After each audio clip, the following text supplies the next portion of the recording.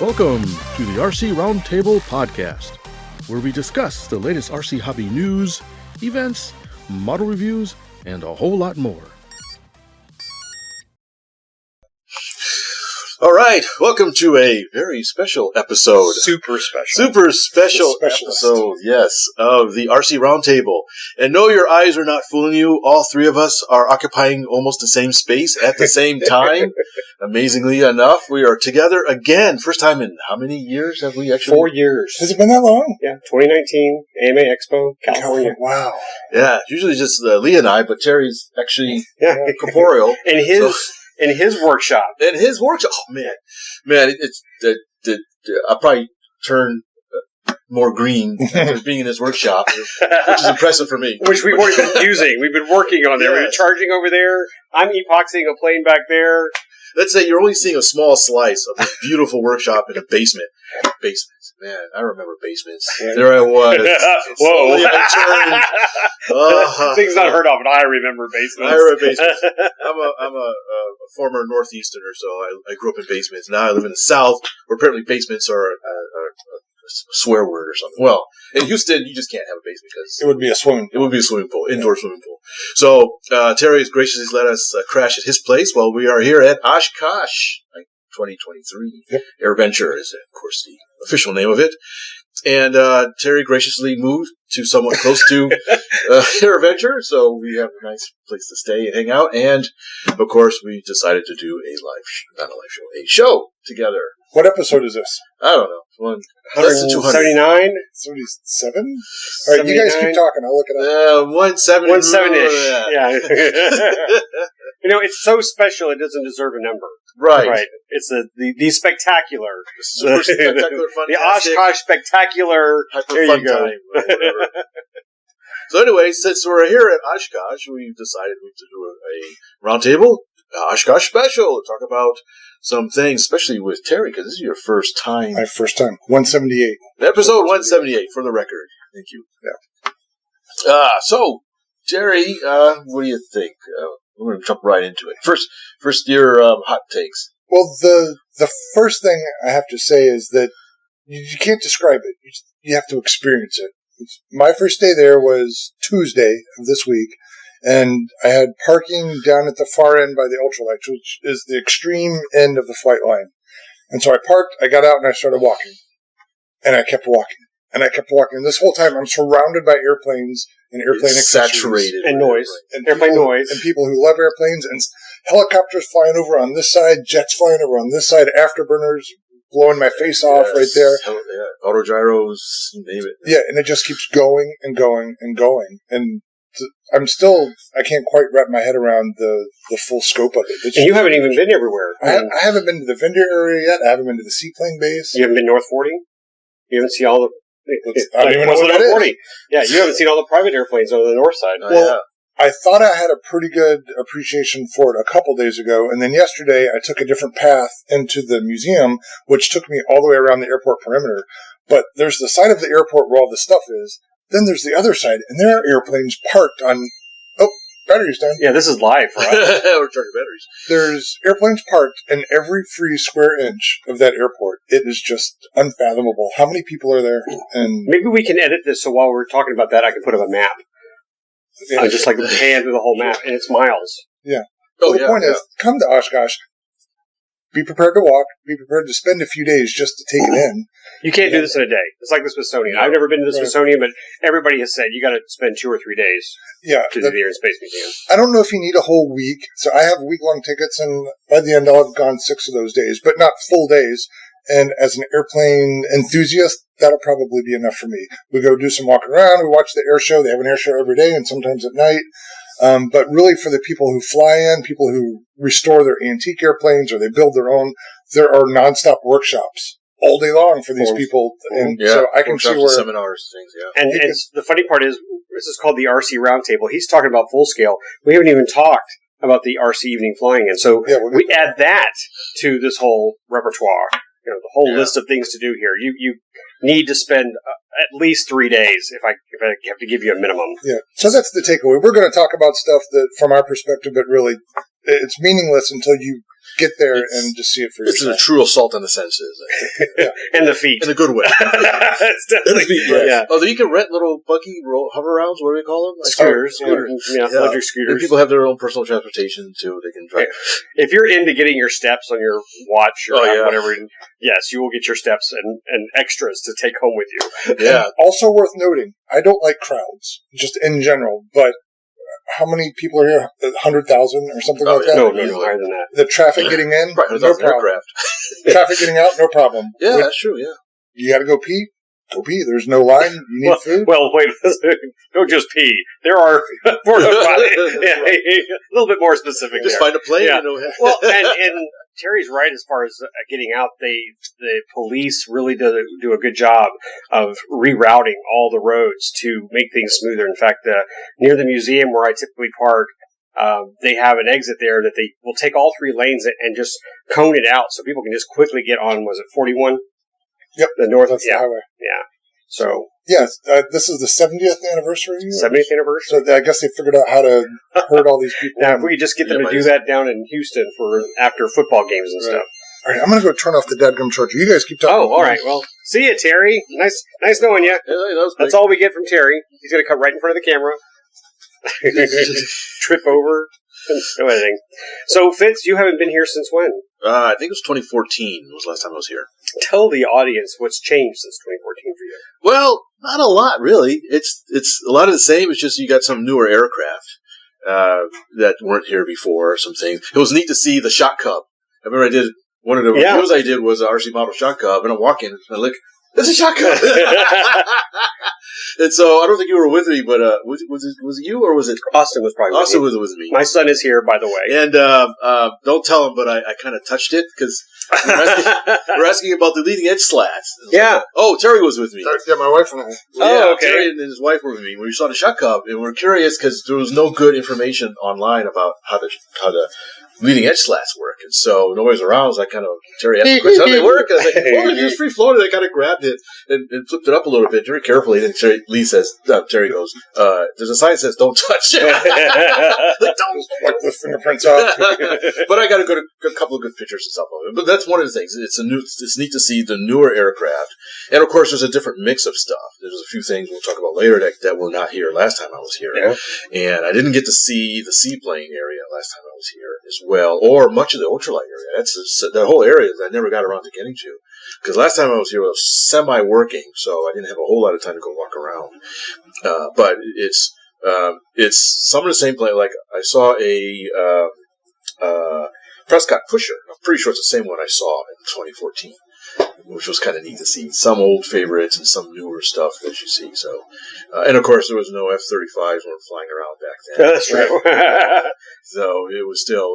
So every time you come here, it's a different mix of stuff. Well, and you didn't see the fireworks show when you were here. And I did not see the fireworks show or the night show. So that was also new for me. So there's still a whole bunch of stuff new to see. Yeah. So for those of you who haven't been, you must at least stay Wednesday or Saturday. Because those are the 2 nights they do the evening or a night show and fireworks. And that wall of fire is pretty, from where we were sitting, we felt it. Yeah, I can't believe you felt that much heat. I'm like, whoa. So I still my eyebrows left. So, how do you describe the night show? It's a aviation spectacular. Jazz hands. Yeah. All sorts of different stuff. There's the Super Chipmunks, obviously. What's nice about that one is that plane flies with the fireworks. Right, but it could be any airplane. You never see the airplane. You only see the stuff shooting out the side. Now, except for the Chipmunk, because he has LEDs through the whole wing panel. Yeah, it looks like a model airplane. Yeah, that was cool. Yeah, and I have a really nice shot I took on Facebook for the AMA, so you can go check it out. So it was like an RC Night Flyer, but full scale. Yeah. And the fireworks, and the plane flying around the fireworks at low level. Right. Maybe almost. And then last night, right after the RC, you and I saw, I guess it was skydivers. Yeah. That had like these long streams of flames coming trailing behind them. Coming out of their back or something. I don't know what's going on. But they didn't do that. You said it was last night? Yeah, Well, we were packing up the RC area. Okay, so on Wednesday, when I was out there holding spots for the fireworks show, they didn't have the night skydivers, and I was waiting for them. So it's interesting. See, again, a reason why you need to be here multiple nights, because you might miss something that was the night before. You need another day or two to see it. Well, you're guaranteed to miss lots of things no matter what. That's true. Yeah, there's always something going on. They have a daily air show starting at 2 o'clock? Yep. 2-ish. Various things. It doesn't repeat each day. It's different every time. We had L-39s flying around formation. We had a whole bunch of Corsairs were flying in formation.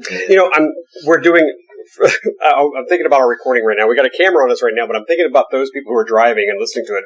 And I'm afraid we're going to spend 4 or 5 hours trying to cut in what's normally several days to explain everything you can see.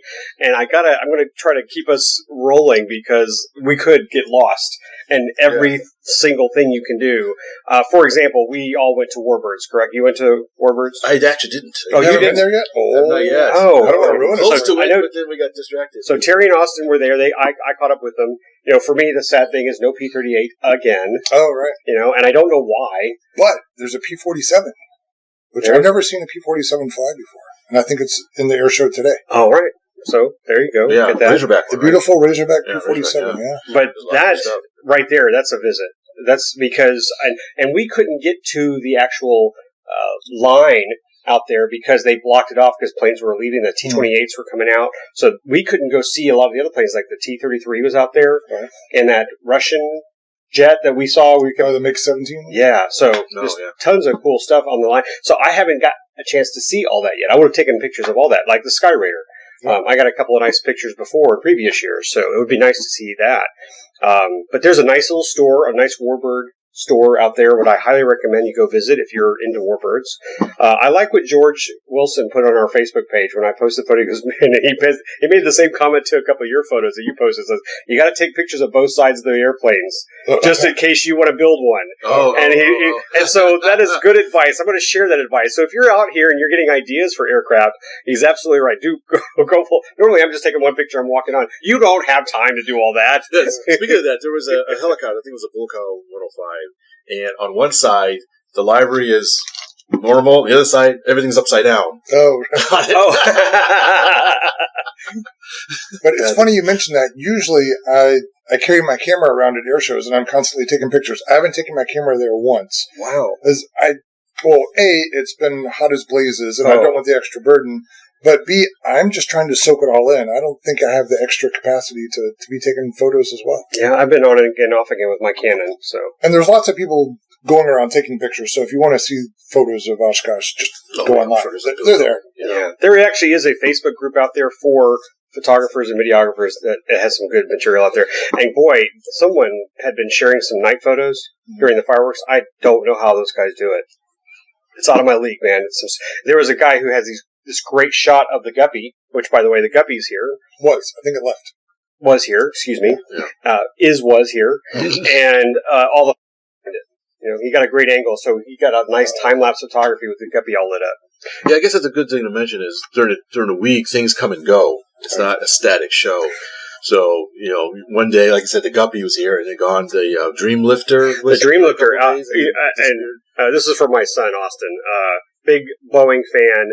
The Dream Lifter was here. He did get to see it, and then he was desperate to watch it take off. So we were here at your house, and he was like, "Dad, we got to go. It's taking off. I see the schedule."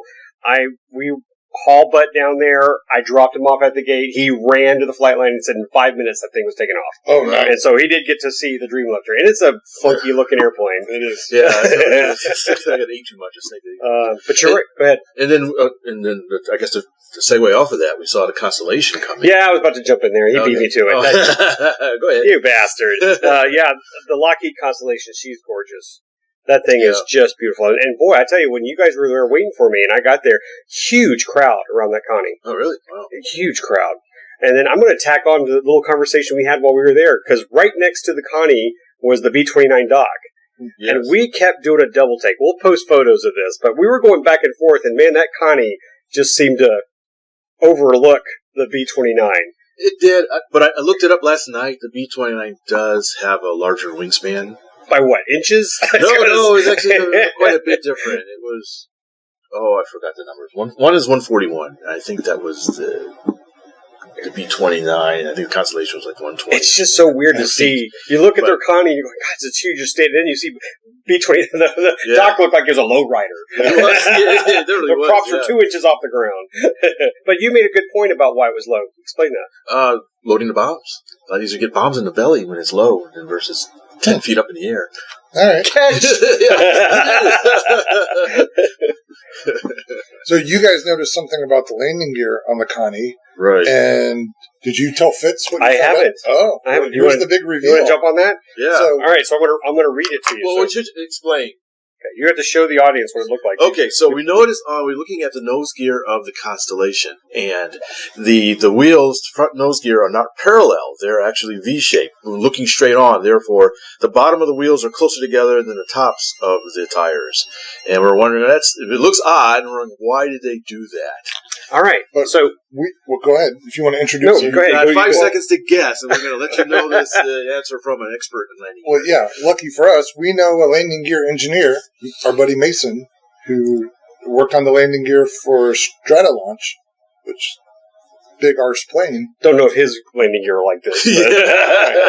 But So I've seen tractors like that, but it's not. right. But That's true. They're not plowing fields with it, unless they are for some reason. So this is fun. This is what's great about our community, sharing information and knowledge, because I had none. We had no idea why that was that. But our friend Mason sent me an email because I sent a picture of Fitz doing this in front of the wheel. What's WTF, this? man? Mason knew exactly what you were doing. And he said, why the splayed axle on the nose gear wheels? That has a real purpose on the Connie. The reason is for traction of the tires when steering. The entire gear leg has trail, and you put that in quotes, like a motorcycle, otherwise known as a rake angle. Okay. So we know it's Trailing rake arm forward. Yeah. So that forward angular position of the nose gear has the strut sticking out. When the steering is moved to an extreme left or right position, a straight axle would cause the outside tire to lift off the ground. Okay. So they splay the axle in a way that keeps both tires more so planted than a straight axle. So due to the forward rake angle of the nose gear, it's got okay. Yeah. And that is, by the way, that's another amazing. We have photos of it, but that whole nose gear is just really humongous. long, yeah. And again, they just had to bring everything up because of those big props. Yeah, it's kind of a fascinating plane. The more you look at it, the triple tail, the really long landing gear. If you look at it from the side, it's got this weird sort of banana shape to it, or double banana, sort of weird. It's an interesting aircraft. The cockpit looks actually pretty small. It does. Like kind of a tight, because there was a Orion, I think a Lockheed Orion next to it, or something, a more modern marine patrol aircraft, and the cockpit. And the plane itself is either the same size or maybe a little bit smaller, but the cockpit area looks huge compared to the Constellation. And of course, the Constellation had a troubled beginning, if I remember correctly. A bunch of them crashed. Oh, really? Yeah, if you look up the history, I think it was at a point where the airliners were like, I don't know if we want this thing. It has a troubled history, safety history, but I think they worked it all out eventually. Yeah.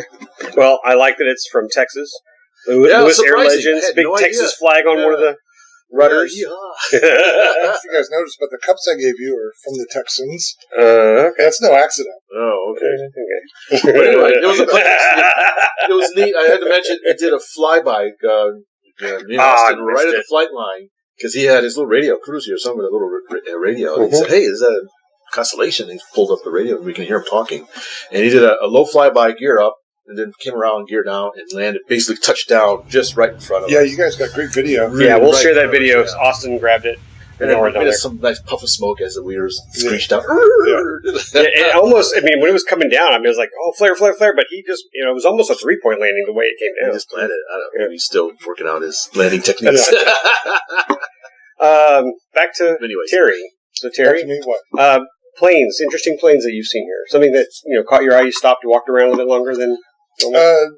Interestingly, and this was when I was walking around with Fitz the other day, there's just a lot of really unique stuff in the ultralight area. You could roam around there and just all day. Yeah, there's some cool ultralights. And some for sale, cheaper than we expected, which makes you pause for a moment. And there was one in particular, while you were fondling the Shot Cub, I was looking at that one behind you that you later saw. There was a Canard ultralight. Yeah. Covered with like ripstop nylon or something. And we were looking at like your Twin Otter, all kind of loosey-goosey, nothing's quite aligned. That's how that ultralight was, but I'm sure it flies just fine. I guess when you're flying at 20 miles an hour. FAA loves that. I'm sure it flies. Little seal of approval.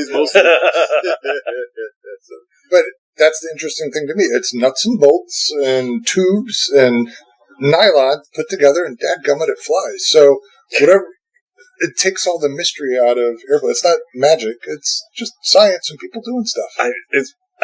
So the reason I'm laughing is that when I grabbed lunch the other day and I was sitting at a table, a guy was sitting there, we were just hammering about, flying and stuff, and he used to have an ultralight. He goes, yeah, I got rid of my ultralight plane once I was in the air, and I got hit like about 50 mile an hour winds and got thrown around and, nearly wet myself, and I landed and I sold it the next day. I was like, okay. Landed backwards. So, and that being said, Bailey's Bomber is here. And it's for sale. It is. And I sent a photo. I don't know if any of you are also for Texas Warbird Thunder. There's a Facebook group, stuff we do at Bomber Field in Monteville, Texas. But I shared the photo of it. Said, who wanted to have the largest RC plane at Bomber this year? Because this one's for sale. Yeah. Plus, of course, go servos. We can put some digital servos in there. For those who don't know, it's a third scale B-17. Yeah. 4 rotax. Your feet go in the nose. Your eyes go in the windshield. Your head's the turret. Your butt's in the belly turret. Yeah. Your butt's in the bomber bay. But it's pretty. It is pretty. The first year I saw it here, he had a rough landing, so he had some damage to his main. But it was neat to see. It was right in the front there. You can walk around it, almost follow it. Now, speaking of third scale, there was one flying. There was a 2/3 scale P-51. Oh, that thing looked good. That thing was awesome. I didn't even know it was 2/3. It sounded a lot like a real P-51. Yeah, usually those scale reproduction warbirds, there's something just a little bit proportionally off about them. Yeah. But this one looks spot on. Which one was this? The blue one? It was. I don't know. It was in the air show. Blue and silver. It's called was it FW-51 or something? Yeah, it's carbon fiber and other stuff. Yeah, it was fancy. SW-51. It's made by a German company, which was interesting. Yeah, I was like, slightly ironic. That's like there's a lot of irony to that. And the guy who's speaking, he does this German accent. Yeah, we now have the V-51 with the Rotax engine. But it's certified. I think you buy them ready to go. I didn't catch the price, but it was just really neat. I was like, do you have any others? Like, you have a 0? Yeah, a Messerschmitt. Yeah, I wanted to ask. I was like, do you have any, like, 109? Reenactment time. But it would be neat if they did have a series of those, because it was just really, really cool. I mean, you have your own little P-51 to fly around in. You can't take anybody with it, but as a little hot rod personal transport, it'd be I was cooler than that. Yeah. So, going back to the air show, I'll admit here in front of you, just us three, that I'm a little bit disappointed by the air shows, and I'm not sure why. It's been a long time since I've been to an air show, but they don't flow from beginning to end. It's, I think, 2 hours long, the way they schedule it. But they'll do a thing, and then there's kind of a gap, and then they'll do another thing, and a gap, and another thing. So maybe I'm just hard to please. The things, once they're there, they're really cool, but there's just not a smooth flow in the ones I've seen so far. Terry and I had this conversation, and I told him it is usually not that slow. In fact, we were kind of making fun of the gaps because they were just talking about anything. Oh man, that reminds me of my peanut butter sandwich I had the other day. It was too long. So I'm sad about that because it was never like that when I was watching the show. It was nonstop. So I would have a dissenting opinion. Okay, go ahead. Here, primarily not really for the air show per se. It's a nice icing on the cake, but I'm really interested in the stuff on the ground as far as all the things you can see and look at, the expositions, the displays. Right. The air show is nice. I'm not knocking it, but we have air shows in Houston that are high octane, that kind of stuff. Yeah, no Thunderbirds, no Blue Angels. Yeah, and that's fine with me. I'm not here to see Thunderbirds and Blue Angels before, so I'm surprised they didn't have them this year. Yeah.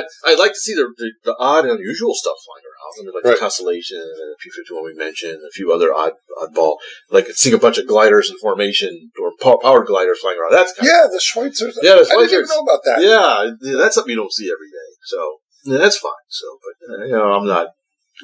For me, it's not a big deal. Well, and going to that, almost every day show is different. Yeah. So you have to watch to see some of the variety. Like there was, I think maybe it was when we were watching, they had the smaller planes, like the Breezy was out. So they had a couple of unique airplanes that were flying around that the next day they didn't have at all. I thought the Growler demonstration was great. I think Is that an F-18? F-18 Growler, I missed and I that. believe Oh, both crewmen were women, so I think they were doing carrier stuff and That explains it. Okay, so I was. Oh, hey, let's go. All right. Let's go, I saw Fitz. something odd, and I wanted to ask him, but I didn't get a chance. So I was in one of the shops, and there was a guy, but he was in this. Obviously, either a pilot or part of the flight crew. He was wearing a flight suit. He had a patch. I was trying to say uniform, but I was waiting for him to say like armor. Well, the onesies that they wear. Okay. And he had a patch, and it had a figure, and it was like a female. It says "Fly like a girl." Oh, okay. I was like, "What's up with that?" Oh, maybe it was just So it must have been. You said it was all female. Yeah, it must have been their squadron or something. I could just barely get a glimpse, but they did carrier landings. Oh, nice. And they came in, Have you ever seen that video of the F-16 landing? Just way, the landing, and the F-18, rah! Yeah. So they did. They came in hard. I was like, man, that must be ouchie. Hope you have some good That's normal for F-18s. They I know. That gear is led for that. But yeah, I like the Growler demo. It's just loud. Yeah, it was Extremely loud. And same thing with the F-22. Oh, look, the F-22. I'm still... Yeah. I my tinnitus had kicked up a couple months ago, and now I've been carrying earplugs in it. It's making it tolerable. Yeah. Again, we're running through almost every little aspect. Some things that I thought about that we didn't discuss. The hangars. If you're a full-scale pilot and you haven't been here, there are 4 large hangars, or kind of west of Boeing Plaza. Boeing Plaza is kind of the center show of everything. These hangars, just tons of vendors that sell supplies for full-scale pilots. And for us, not a lot of stuff. And there's some massage chairs you can go into and jewelry and stuff. But I mean, there is just so much. I mean, that is enticing because you just see the kind of technology that's out there right now. The glass panels. Yeah. Garmin had an interesting display. You walk in their building, there's a bunch of different. They have, of course, all their multifunction displays and stuff that they're advertising. And a couple of them, you look behind, and they were advertising their autopilot systems, and they have like an add-on autopilot system that you can add to a normal aircraft. And they literally have big servos. They even say servos on the sides. It's autopilot servos, and they got these drums that you can attach the control wires, control cables to, and have these heavy-duty connectors on them. I was playing with them. They had a couple different... and then some of them look like regular RC servos, just embiggened. Right. With metal, control arms on them and stuff. It was just really neat to see that. Well, that goes back to what I was saying before. It's just the stuff we're already familiar with, bigger. It's not... Yeah, embiggened. Yeah, it's not magic. Yeah, so there's lots of neat stuff to see. But what is RC related? Horizon is here with stuff, and they're selling things. Yes. They're selling things. Yeah, and people are flying things that they just bought at the Horizon store. Right. Yeah, your son and I stopped by the booth, and we chatted with them for a bit. And they had a lot of stuff, and we saw a couple of familiar faces there as well. Flight Test is here. Flight Test is here? But yeah, they have a booth here, too. I haven't seen theirs yet. Yeah, we're going to swing by there today. Okay. They were at the... Oh, my gosh. Also. Let's talk about, if you're swinging by where Flight Test is, there's a flea market. Like, you guys haven't been there yet. No. Have you been there before? I have no idea where it is. So, there's a section that's here on site, not in, it's kind of off to the between Camp Scholler, where people camp, right before you get into the main gate, where it's just outdoor vendors. It's a plethora of stuff. That's where Austin got his little 747 escape handle. And it's just big pile. His tent was just parts thrown in there. It says, buy what you want. All these accessories from planes, spinners, props, and then there's there's a lot of accessories. This is like where you get the people selling silverware or super Teflon. They have little demonstrations there. But the flea market is a lot of fun, and there is one in particular. I think you will enjoy it. This guy has a huge. It's a large tent, bigger than this room, of just tools. Tools for. Wow. Yeah, look, did you see Fitz perk up? Just all kinds of tools and accessories for working on planes. But like hemostats. We use those all the time. So, tons of wiring equipment. And again, most of the electronic stuff would be in those hangars. But if you just needed some other accessories, tie downs for your other aircraft and waxes and stuff, the flea market is great. So, there's a lot. You're going to have to get that map out, and you probably need a pin everywhere you've been because you're going to realize there's a lot of places you're going to travel. Well, I want to go back to the air show for a minute because my favorite performance so far, and I'm not being biased here, but legitimately, my favorite performance was RJ Gritter. Oh, yeah. Who we know. We met him at eFest 2016, a long time ago. His decathlon. Right. Super decathlon, or I don't know, some It's a super decathlon. Okay. But he did an aerobatic routine. It was low energy because it doesn't have a ton of horsepower. Like 200. I think yeah, so he stayed low, but very smooth and very... Did you see his slow roll maneuver? Yeah. How did that... I mean, it just was on the rail. Oh, is that when he did it like 10 feet off the ground? Yeah. He hit the ground? Yeah. And didn't sustain it? Did you see the photo I shared on Facebook from AMA? No, not because I have him inverted, like right in front of us. You can just see his little head dangling down. Yeah. So there's plenty of routines that have extra 300s and stuff, lots of power. They're going up, they're hovering, hanging up and stuff. Those are fun to watch, but RJ's was just, I don't know, it was artistic. And it was fun to watch. And again, that's another thing I found out. There's really no bad place to watch the air show. You can see everything from anywhere. Except for the guy who's standing in front of you with his kid on his shoulders. I haven't run into Yeah, that was not good. Right before you showed up for the night show, I had to pick up all our stuff and move. Because this guy was just walking around with his girl and like standing. I was like, what the heck? So yeah, avoid the people who were standing in front of you. So sorry, that was my fun part. Yeah, but you're right. You are up close and personal with Yeah. this stuff. Surprisingly close. Yeah. But yeah, I really enjoyed RJ's show. And they have somebody talking while he's performing. They made a point of saying he came up through the RC ranks and really? learned what he was doing there, and he became an accomplished RC aerobatic pilot. And then he went into full scale, and now he's an aerospace engineer and does these air shows. So I thought that was cool. Hope for us yet. Yeah, right. All right, now back to swap shop and vendor stuff. Well, while we'll segue with the RC. Let's talk about the RC flying field. Well, that's your domain. That's my domain. So, but wait, there's more.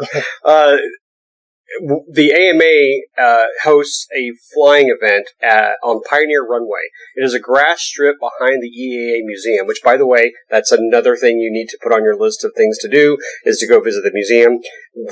There's a brand new education center. I don't know if you guys were aware of that the building, like where the white tents were where we parked, that building's actually new. Oh, okay. That's I a new wondered what that was, education. because it said something Academy or on the back of it. It had a different name. I was wondering what it was. So, well, I mean, we all say it's behind the museum. It technically is, It's but part of the museum. there's a new section now that's the education center. Beautiful. We'll need to go in there. And we have access to the Pioneer Runway where they've been normally giving Bell, is it 47? Yes. Helicopter rides. When they're done... Mash. Yeah, think MASH, except you're not in the little rescue You're not pods. in the letters. That's it. Face down. Cheap seats. So around 6:15, 6:30, we're given clearance to have access to Pioneer Runway. We have a setup there to have 6 pilot stations, and then we also provide, and I'm going to point to these guys, training sessions or flight experiences where we have instructors bring people who've never flown model airplanes or didn't bring a model airplane so that they can fly some of these fun Hobby Zone Aero Scouts, like the one I'm repairing that had an incident. Yeah, that's another story. Save for another episode. And that is a lot of fun. We were so busy last night. Yeah. So we run from, say, 6:30 to about 8:15. It's kind of the time where it gets dark and we start losing orientation just due to the sun's location. Well, yesterday it was getting cloudy, so in front of us we were facing a bank of gray clouds. Exactly. The Aero Scout I'm flying is silver. So the kid was flying it, and he banked left. I'm like, I hope you can see it, because I can't. So yes, I was the safety officer last night, and I had to, put my fist down and say, we got to bring it down. But it was crowded last night, and that's good stuff for us. We had so many people. Flight Test also showed up, had a couple of their crew with them, and they were flying their planes. I guess I'll skip the little episode, right? Do we want to talk about the little Spitfire? Oh, yeah, I think it's a good thing. Go ahead. It lived up to its name. Which syllable? Normally, the only things that we've had go wrong is that there are a whole bunch of trees. Well, first off, let me talk about our flight rules, because there's a number one rule we have flying out there, and that is see and avoid. Because not only do we have, or are we on an active airport that's flying jets overhead and Corsairs, The busiest airport in the world. yeah, it's so we're having to tell people, it's like when you see planes coming over us, and they literally will will come over our heads at the RC flying site. We also have a ton of static models that are on the ground, and you cannot hit them. So there's like a C-47 directly out in front of us. How many yards would you say that was? A little over 100, maybe? Yeah. Okay. And some other aircraft. So we basically say you just don't want to hit those. But just to the right of that C-47 are a whole bunch of airplane-grabbing trees. And they took 2 of our planes earlier this week, and I got down mine, which is over there being repaired, and another 3D foaming. So we're trying to avoid that at all costs. But last night we had a nice little fun incident where a guy was taking off with a Spitfire, and, it's grass, and it's tiny little gear. It's rough grass. And he tried to take off, nosed over at full throttle. Tail came down, and then the smoke came out. And it kept coming out. So I quickly pulled it off the runway. Like a cheetah. I was I was a little nervous about that. But the good news is we put out the fire. We were ready. We were prepared. My buddy Jeff had a big bucket of sand that we just dumped on that thing and snuffed the fire out. So all was saved. I mean, we didn't have anything melt to the ground. But except for what you mentioned, just the hard ability to see the planes. I was watching all last night, and everybody was having a good time, and we had like one tiny midair, little bitty thing, just like more of a bump, right? Okay. I didn't see the midair last night. Yeah, they kept flying. They bounced off each other. I had a midair 2 nights ago. I was flying an Aeroscout, and somebody with a Motion Crusader came up, gave me a little love tap on the tail, and we both flew away. Love tap was the better use, yeah. So a lot of fun. We do that all week. We'll have it tonight. I'm not sure we do Saturday. We've been talking about that. So last I heard, we're not. Okay, so we won't do it Saturday, mainly because everybody's trying to run out to go to the fireworks, and it's usually pretty dead.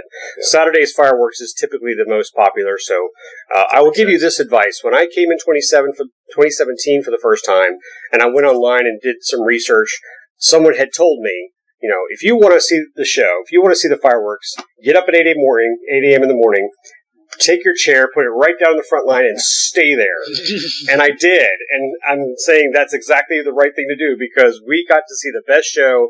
Fireworks are amazing. And if you thought we felt the heat on Wednesday, Fitz, it was... Holy, my whiskers were all curled over. It was amazing that night. So, anyway, RC flying is a lot of fun. If you ever get a chance, if you drive out there, bring a plane. If you can't, we have planes that we can let you fly. And Terry will be here. Terry will be a little sponsor. You can... Wait, what am I doing? Terry will bring out his planes. Just point to any of the planes here and just ask Terry to bring it out there for you. Yeah, I had a couple of people that knew how to fly, and they just couldn't bring a plane. They just wanted to... Oh, the little kid. There's a kid he said, I know how to fly and everything, and I told him to go to you. How was that? I don't know. I had several kids who were pretty darn good. Like little kids. Just give them the transmitter and see you later? Well, no. I didn't take their word for it always. I would say, tell you what, I'll take it up and hand you the transmitter. You take it around once, show me that you know your stuff, and then we'll turn off safe or whatever. And yeah, it worked fine. Okay. Because this kid was just like, I know how to fly. I've been flying for years. I was like, I said, well, I don't know you. So then let him, he'll let you have the plane. If you're doing good, then you can have at it. Right. And then I had one kid from South Africa. He and his dad showed up. And he had flown back home, but he had not flown an Aeroscout. But the funnest thing was he would count his maneuvers. I'm like, can I do a hammerhead? So sure. Okay, add up, 2, 3. He was actually, and I was like, I just sat there, have fun with it, man. I'm going to go grab a drink. Exactly. You don't need me. We were at the seaplane base. There was somebody telling me that there's like this whole huge South African contingent, apparently. Huh. They have this whole section for themselves with tents and like big tents, carnival tents or whatever. And they all like dine together and cook, and it was some big thing, like a couple hundred of them or something like that. It's quite a pilgrimage. Yeah. We need to do that for RC Roundtable. Let's have our own little big RC Roundtable tent. Right? Where'd everybody go?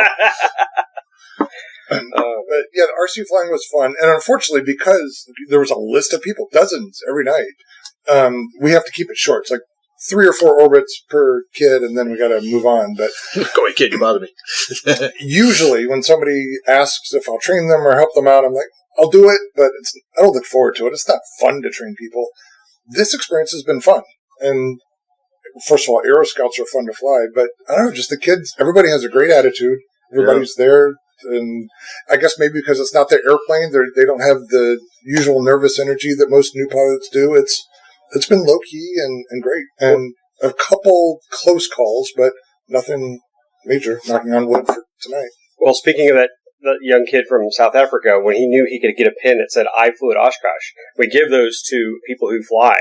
out in either if it's training or if they brought their airplane. He thought that was the coolest thing. He's like, yeah, I flew at Oshkosh. Right. And that's exactly how I felt in 2017 when I brought my Thunder and Lightning. Yeah. I was like, that is so much fun to, have all those planes in the background. And when I was here, Marge, the P-38, was sitting right next to me. Oh.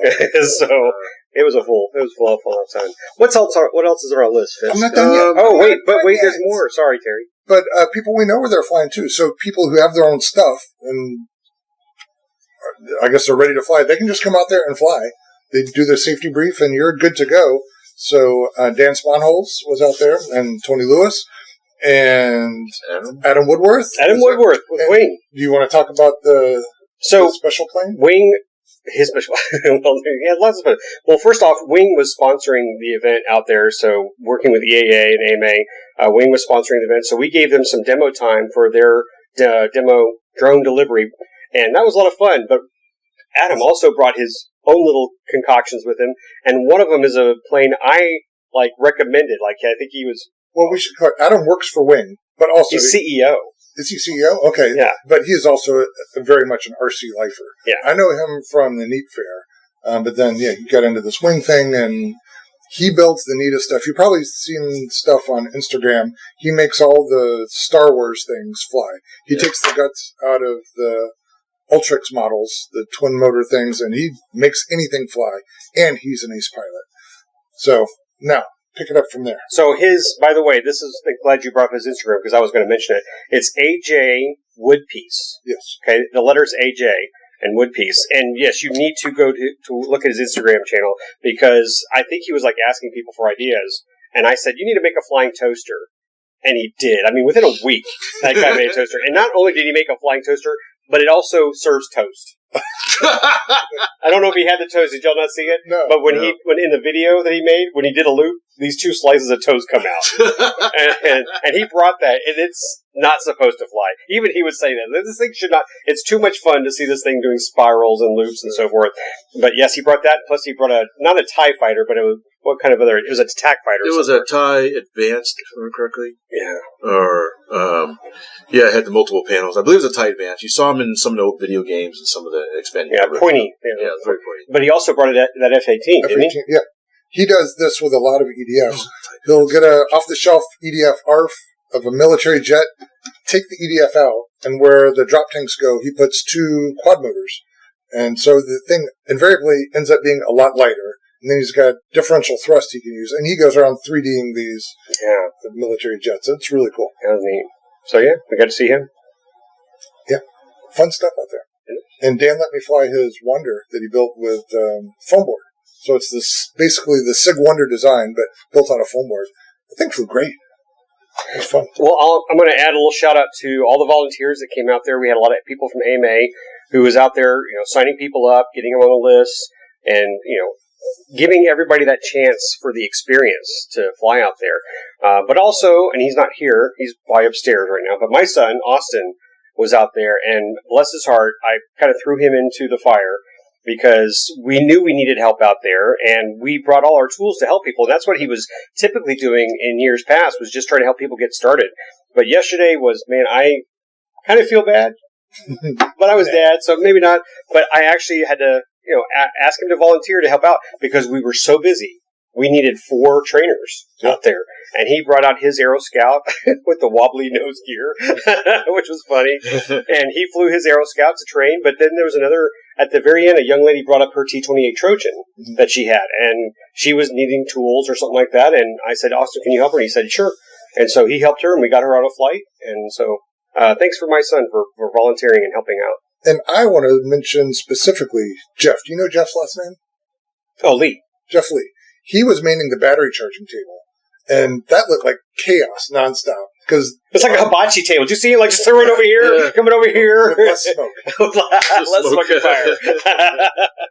But, because us that were doing the experience flights, we were constantly going in and swapping out batteries. But anybody who brought a charger, they were connected there too. So he was like, called a one-arm paper hanger. He was busy all the time. One-arm bandit? That's a slot machine. You were trying to charge and uncharged batteries. Yeah, every time I had a battery, he's like, here you go, here's the next one. And man, he was Johnny on the spot with that stuff. So thank you, Jeff. All right. Was that all the art? No, he's got the list. Well, actually, you segue right into the next the thing. All right. The people we knew. So there you we go. covered that. Yeah, now's the name dropping section. That was name dropping. Well, speaking of flying, you've got your own personal flying field of sorts that we've been partaking in. Oh. Especially this morning. Shay Dunn. Okay. Am I supposed to talk about it? Sure. Because that's not a secret that we live on a little lake/pond that's big enough for UMX stuff, maybe slightly bigger. But today we went and played with some toys. We woke up, charged batteries, and went out to the dock. We had an airboat. 3D printed airboat. Oh, we played yesterday. Oh, you weren't out there yesterday. You were slaving away on your laptop. I was working, yeah. But we got out my Alpha Patrol boat yesterday and played around with that. Yeah. And but today we had the airboat and we had UMX Timbers on floats. My W-29 float plane. Fitz, go grab that. Let's show that. Sure. Yeah. And You're also right Fitz's the twin... Timber. No, Otter. Oh, twin otter. Hello. His UMX Twin Otter on floats. And Go ahead, make fun of it. Go ahead. His flies better than mine. Or I just forgot about it. But it's wonky. Yeah, that's the W-29. So, yeah, flew this. Fitz and I flew it. I promised it to Lee and then denied him. No, Fitz drained the battery. Actually, I had a dead stick in. So, and good thing I've got the little John boat for retrieval. Oh, that's so true. Yeah. We've used it twice. Used it to get this when the battery died, and Austin used it after he just fell out of the sky. Brown out. I heard him say that, and I was like, I'm waiting for you to make fun of him. You didn't have to wait long. Oh, that's been fun. But it's really nice. It's big enough for, like you said, for small to maybe a little bit bigger than small planes. It's very calm. And yeah, we were blessed with a calm winds this morning, and But a beating sun. Well, we were in a hat. You should put your hat on. Yeah, we were like just. You got to wear glasses because it glares off the lake, especially when it's smooth. So I just didn't have my clip on, so I was struggling. Yeah, it's blinding. Yeah, I'm with you. When it snows, like when there's a blanket of snow and you fly out there, you cannot fly without sunglasses. I remember one day I wasn't thinking about it, and I started flying. I think it was the Twin Otter on floats off snow out there, and I was in the air when I realized this is not going well. Like tears coming down. Like Mr. Magoo. I love flying on airplanes. It was all I could do to get it back on the ground before it crashed. Yeah. Well, and it's funny. I also want to throw in Fitz. He's like, I want to go out on the boat. Went out on the boat just because. How do you run this thing? My favorite part is, how do you sit in this boat? And then we were asking about the mirror, so you end up having to sit backwards in your little boat there. Yeah. We had to get you a nicer boat. With a center console, steering wheel. Well, you can Steamboat. I was just about to say, you can only have electric power, but They I wonder if they shovel coal in there. What are they going to say? Yeah, I mean, just show them. You didn't say you couldn't have a steam. And then get your little whistle. We're going to buy you a captain's hat. I will say that's probably the smallest boat on the lake. Most people have pontoon boats, yeah. But it's perfect for retrieval for RC planes. It was great, yeah. And fishing. When you guys were still in bed, I didn't want to make any more noise, so I went out fishing. I saw you. I saw Nicole. a picture of you and Nicole out. Oh, yeah. Well, I'd been out fishing before that, and when she woke up, she went out there, and I caught 4 fish. Like, bada bing. Shut up. I'll take you guys out caught there. nothing. Just kind of a go back. You were talking about the drone delivery. So one of the things I did see was a company called Whisk, if I remember correctly. They're making passenger carrying drones that are autonomous, and they had a full size mock up of one. I think you said they were test flying. They did one as well. Out, no passengers, but out in the runway, and that was interesting. You walk in, you see this giant thing with, I think it had 8 motors, electric motors, and it had the 4 seats inside. You can walk around it and had literature. And it was interesting how the front 4 motors could rotate 90 degrees, I guess, for forward flight or something like that. I don't know exactly how it worked. Well, it also had a pusher in the back. Did it have a pusher? Okay, I missed that part. Yeah. I was trying to get it. Because when it was pirouetting, that motor was just sitting still. So that's one of the things you see here is some really unusual and interesting concepts. Well, I don't know the name, but you might nod and know the design. But there's this black one that's black and white stripes. It's got 2 fins. So it sits like that. The pilot sits in the middle, so it's like this. Oh, yeah, I know what you're talking about. Yes. And I overheard the people talking because I went by their booth. They said the hardest part is taking off because you got to roll it forward. Yes. And it's kind of wonky to get started, but landing is easier. That you're in. Yeah, but they did the same kind of thing. They went down the runways, pirouetted, came back, and then landed last year. And, well, in that same vein, they had the jet suits.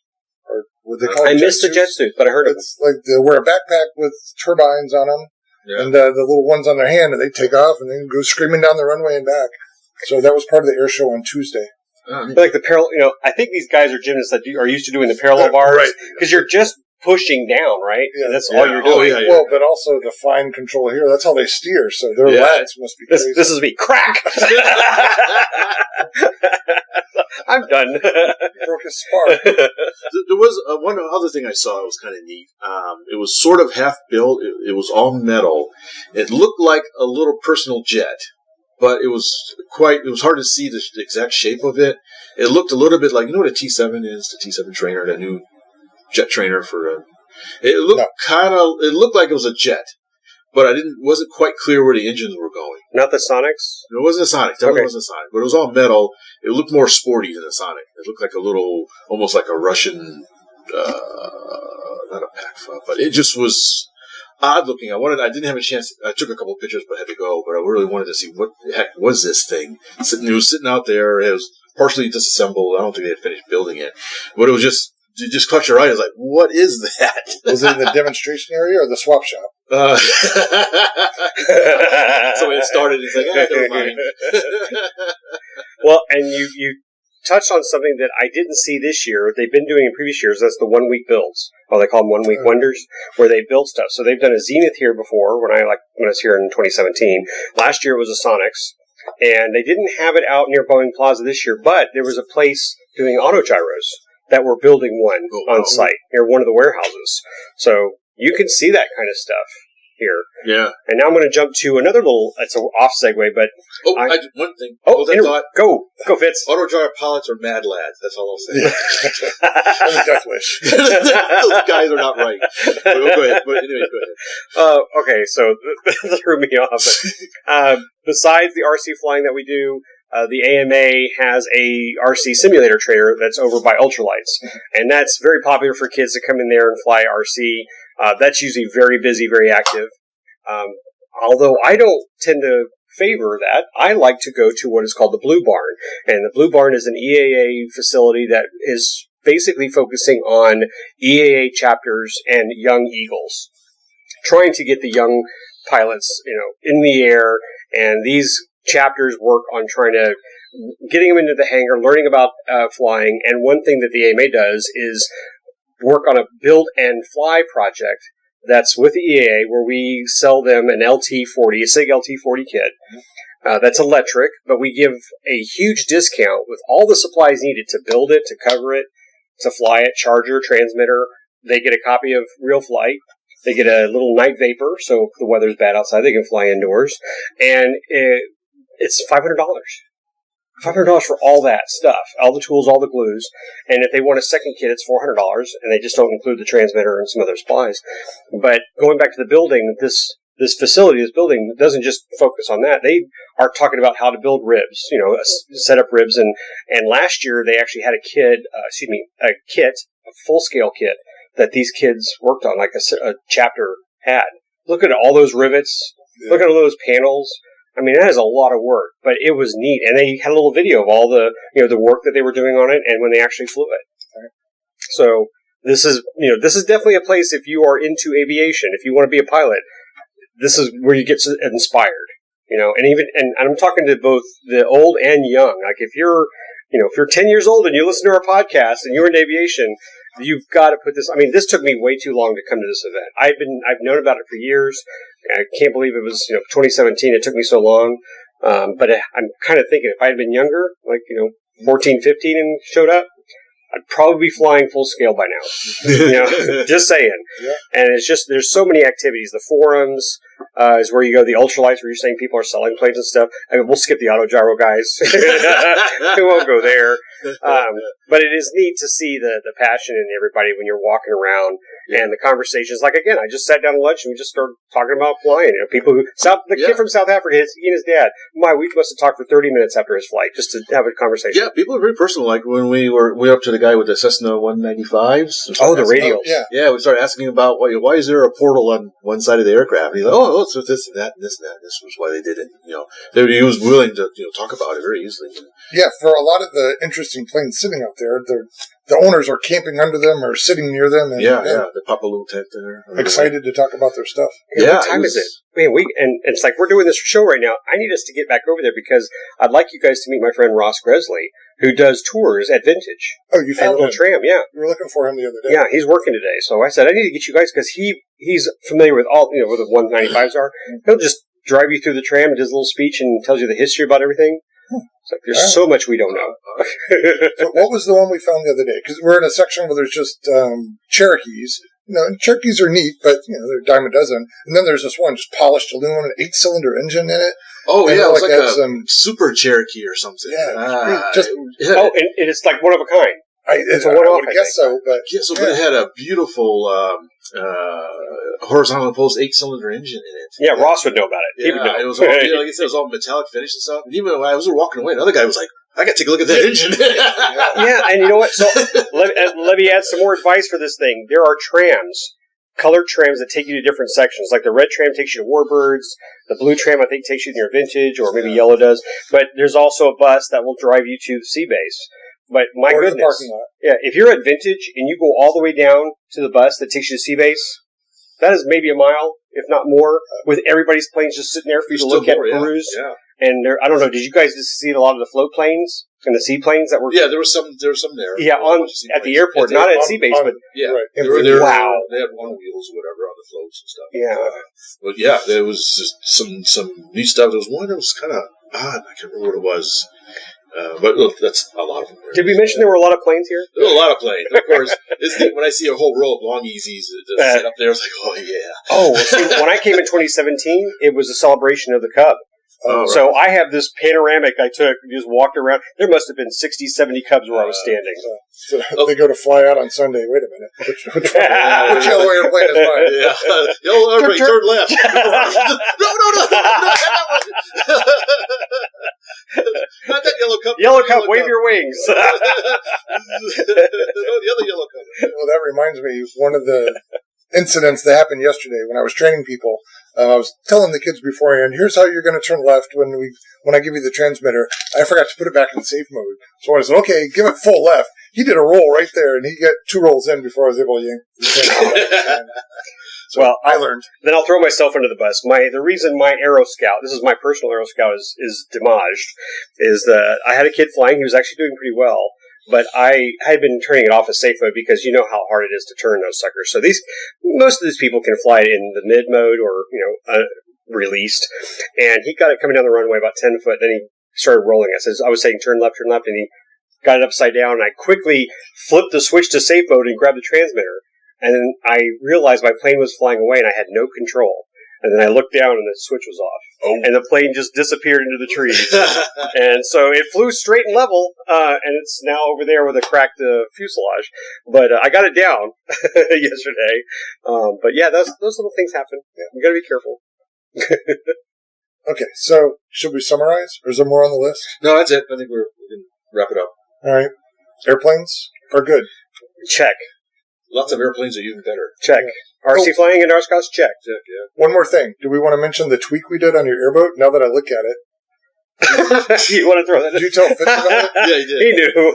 Yeah. I suspected that would happen, actually. This is totally unplanned, but so this is a little 3D airboat. I'm sure I have mentioned on a podcast in the past. And so I found this on Thingiverse, I'm pretty sure. And so I brought this with me in my car. It's been sitting in my truck, and after I charged the battery and Terry was with me, I ran it up. The prop was hitting the deck, and the little mountain hair was drooping down. It just melted in the garage. So I'm just got a little PSA: if you 3D print a boat, do not leave it in your car. You're not going to say how we fixed it? Oh well, he took the little hot air gun, and I was just And boy, it didn't take long because I was like moving it around like that. I could have just aimed it straight up, made a little helicopter. But no, just take the heat gun and rearrange it, and we're back in business. Yeah. A lot of fun out there. Thanks, buddy. Yes. You know what? I do. Curtis, my buddy Curtis from the Richardson Airplane Club in Richardson, Texas. He's got a swap meet coming up in a couple weeks. So I'm going to do a shout out. So the Richardson RC swap meet is Saturday, August 19th at the Allen High School. I usually go every year. I don't think I can go this year, unfortunately, but that's where we've got some good bling last time. In fact, what was the plane I just finished?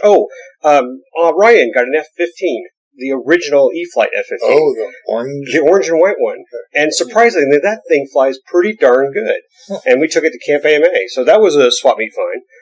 But not at the Richardson. I think it was Georgetown. That's where Austin got his $5 Great Plains Spirit, which I haven't mentioned yet. I just got back from Nats. That'll be another episode. All right. I did a road trip. You did Nats. Uh-huh. What did you do, Fitz? Well, he did not go to Italy. He did not go to. Thank you for not going to Italy. Yes. Did we mention that part yet? The last episode we were saying, boo-hoo, Fitz won't be here for Oshkosh. Yet he's here. So plans changed. Yeah, plans changed at the last minute. So I was able to get here, found a ticket for a reasonable price, and now I'm here. Yeah, and I'm your ride home. And you're my ride home. Okay, so did you get all we needed to say about the swap meet? That's it. Richardson's. Okay. It's also on our Facebook page. So if you need a flyer, you can go grab it there. All right. Of course, if you're listening to this podcast in October, it's over. You missed it. And we'll tell you about all the stuff we bought. Or Fitz bought. Had a good time. All right. Well, yeah, that's our Oshkosh. We could have a whole other 2 or 3 episodes on this thing because it's that big. Well, we still got a couple more days to go, so we may have a follow-up on our next podcast. Ron Hull from RC Plane Lab, he's showing up. He's staying with us tonight. So he and his family will be here tonight and tomorrow. So looking forward to that. Maybe we do another episode with Ron. I don't know. Yeah, maybe. Yeah. We're wild and crazy. And you know what? I guess if we do a live show coming up, we can ask people to bring on their questions, like if stuff we didn't answer. Live? From where? Well, when we get back home, we get you on StreamYard. So if we do a live show and people can chat with us and say, hey, you forgot to mention yada yada, then we can address that. I thought you meant do a live show in the next couple of days. No. But who knows? I mean, there is actually pretty good signal out there. So maybe I'll grab my phone. We'll just do a quick Facebook Live. Yeah, I did a quick live thing for my channel yesterday, and people were saying that the video looked good, video quality. All right, awesome. Well, there you have it. There you have it. I'm sure there's a ton of stuff we'll take notes. Yeah, we'll take more notes, yes. It would be neat. I guess lots of airplanes depart on Sunday. If there's a stop motion that just shows the departure at that airport, just streams and streams of airplanes. Well, you can go, by the way, you can go online to EAA's website. They do have live webcams that stream to YouTube. Oh, well, there you go. Like 4 cameras. I actually came across a YouTuber that did that. He showed all the planes taking off, and he had taken note of their end numbers. So he put a little... timestamp? No, not a timestamp, but an overlay of what plane it was. Oh, wow. This is a 1972, Cherokee. That's like the people who train spot and they go to a railroad crossing. But there was some unusual stuff. So there's like a couple of planes were like one of a kind that you wouldn't know it. He's like, what the heck is that? This is some weird European plane that you never see. That was flying around. So, anyways, I just want to see the ants going out and then taking off. Oh, you mean a time lapse like that? Yeah. Oh, okay, from like a tower, right, or something. That'd be nice if you can ask one of the controllers. Can we put a little GoPro time lapse in the window? No, go away. I'm busy. One last thing. It was interesting listening to the tower talk to the pilots because they're surprisingly not as terse as you normally hear a pilot. The controller usually is like, they're speaking in some foreign language for a couple seconds and then they're off. And these guys are actually saying, Cessna 139. Turn left to this point. Okay, you're looking good. Okay, now stop. Now land on this, on the red dot or whatever. They seem to be really trying to guide everybody in because there's so much stuff going on. They weren't taking things for granted. They seemed to be really holding the pilot's hand more than they did. Well, one thing that happened this week was a pilot was landing in the wrong direction. Yeah. And they had to wave off several people that were in the pattern. They all did. And the guy didn't even stop. I mean, I think they were trying to get him to wave off, but he just came in and landed. Mm-hmm. I don't know if he didn't have his radio on or he was just not in the mood. Now. Exactly. Just try and stop me. I'm sure if they hate it. Look at all those idiots going the wrong way. It's funny. Every time I see something like that, I say, we're going to give you a number to call. Write this number down. Yeah, you do not want to hear that. All right, we'll wrap this up, Fitz, because I think we need to wrap this up so we can get back to Oshkosh. Not much I can say. Oshkosh, by gosh, it has been fantastic so far. Looks like we got a break in the weather, so it's going to be a little cooler today and next tomorrow. So we won't be sweating as much. Thanks, everybody, for listening. Hopefully we'll have a bit of a follow-up. By all means, send us any questions or comments at contact@rcroundtable.com. We'd love to hear your responses. And maybe if we're lucky, we might see some of you out here at the show. And until next time, we will see you later. Bye.